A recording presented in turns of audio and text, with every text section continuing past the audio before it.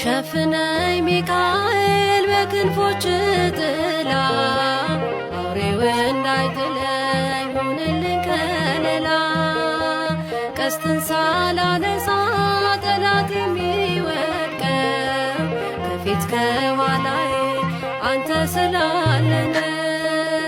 ሸፍነኝ ሚካኤል በክንፎች ጥላ አውሬው እንዳይጥለኝ ሁንልኝ ከለላ ቀስትን ሳላነሳ ጠላት የሚወድቀው ከፊት ከኋላዬ አንተ ስላለ ነው።